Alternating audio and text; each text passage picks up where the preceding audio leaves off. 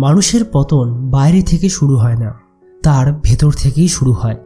আর সেই পতনের বড় কারণ একটাই, অন্ধ আসক্তি। চাণক্য বলেছিলেন, যে মানুষ নিজের মনকে নিয়ন্ত্রণ করতে পারে না সে কখনোই জীবনকে নিয়ন্ত্রণ করতে পারে না। নারীর প্রতি আকর্ষণ স্বাভাবিক, কিন্তু আসক্তি সেটাই তোমার শক্তিকে বিষ বানিয়ে দেয়। যখন তুমি নিজের লক্ষ্য ভুলে কারো মন পাওয়ার পিছনে দৌড়াও, তখন তুমি নিজের মূল্য নিজেই কমিয়ে দাও। যে পুরুষ নিজের সময়, মন আর শক্তি অন্যের স্বীকৃতির উপর ছেড়ে দেয়, সে ধীরে ধীরে নিজের সিংহাসন হারায়। মনে রেখো, নারী দুর্বলতা নয়, তোমার আসক্তির দুর্বলতা। যেখানে সম্মান নেই, যেখানে স্থিরতা নেই, শুধু আবেগের দাসত্ব আছে, সেখানে শক্তি জন্মায় না।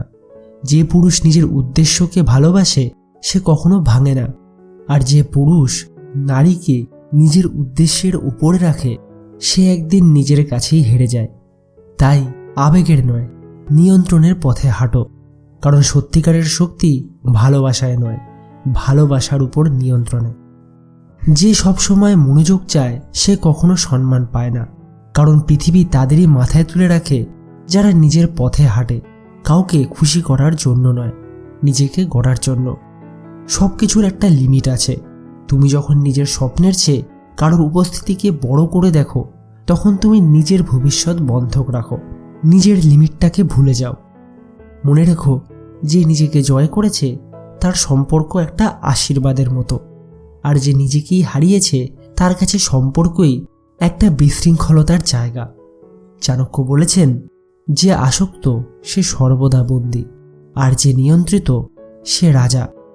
নারীর প্রতি অন্ধটান যদি তোমার বুদ্ধিকে ঠেকে দেয়, তোমার চিন্তা শক্তিকে কম করে দেয়, তোমার ঠিক ভুল বিচারকে ধ্বংস করে দেয়, তবে তুমি কোনো শত্রুর কাছে হারোনি, নিজের কাছেই হেরেছ। তাই শক্ত হতে চাইলে ভালোবাসা ত্যাগ নয়, ভালোবাসার উপর শাসন রাখো।